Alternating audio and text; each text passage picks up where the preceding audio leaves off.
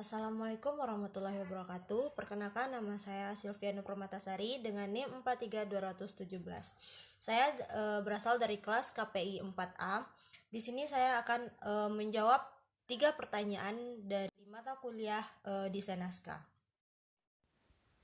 Baiklah, untuk pertanyaan pertama yaitu jelaskan pengertian future, artikel, esai, dan berita. Jelaskan perbedaan dan kesamaan dari keempat item. Baik, yang pertama adalah future. Future itu adalah sebuah karangan khas yang jenis tulisannya itu tidak sama dengan berita, tunjuk rencana, maupun dengan sebuah artikel.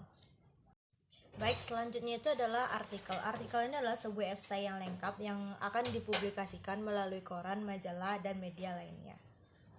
Selanjutnya itu adalah berita. Berita dapat diartikan sebagai sebuah kejadian atau peristiwa yang penting yang dapat menarik perhatian publik. Selain itu, berita juga memuat tentang kejadian atau peristiwa yang sifatnya aktual. Selanjutnya itu adalah esai. Esai adalah sebuah karangan prosa yang membahas suatu masalah secara sepintas. Lalu masalah tersebut diambil dari masalah pribadi penulisnya. Nah, selanjutnya itu adalah perbedaannya. Kalau berita tidak mengandung opini dan merupakan peristiwa yang aktual, sementara artikel memuat opini yang tetap didasarkan pada fakta dan data. Sedangkan future isinya lebih mengutamakan unsur inference dalam penyelesaian data dan faktanya.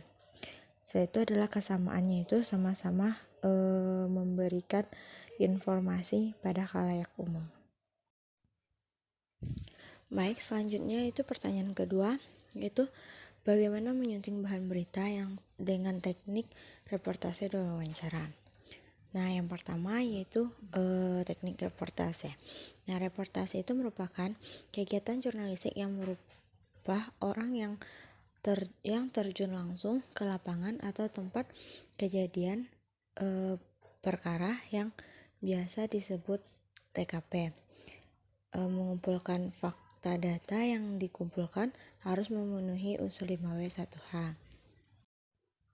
Nah, selanjutnya itu adalah teknik penyuntikan berita. Yang pertama itu dengan membaca ulang secara teliti naskah yang telah ditulis. Yang kedua, mengidentifikasi dan memperhatikan kesalahan yang terdapat dalam penggunaan bahasa. Ketiga, dengan memperhatikan tata letak atau layout tulisan atau naskah yang meliputi penetapan posisi judul utama, judul tambahan, subjudul, urutan nomor, penetapan gambaran atau grafik. Yang keempat, dengan membaca ulang tulisan atau naskah yang telah disunting sebelum dipublikasikan. Kemudian dengan cara wawancara. Nah, wawancara itu sendiri merupakan liputan berupa proses tanya jawab yang dilakukan oleh suatu pihak dengan pihak lainnya untuk tujuan tertentu.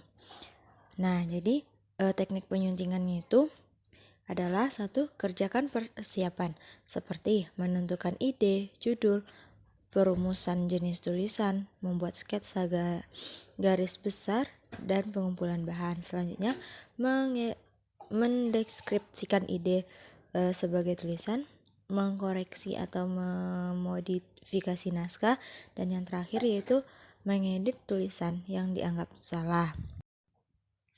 Nah, untuk pertanyaan terakhir yaitu coba jelaskan bagaimana cara membuat naskah infografis. Nah, cara yang membuatnya itu yang pertama, memilih topik, mencari tahu apa saja yang sedang menjadi perbicaraan di internal atau di media sosial, dan juga dari apa yang menjadi pemikiran dari internal organisasi. Kedua, melakukan survei dan riset ke lapangan. Ketiga, mendapatkan data. Keempat, menganalisis data. Kelima, membuat narasi. Keenam, membuat sketsa. Kelima, mengedit. Dan keenam, mendesain.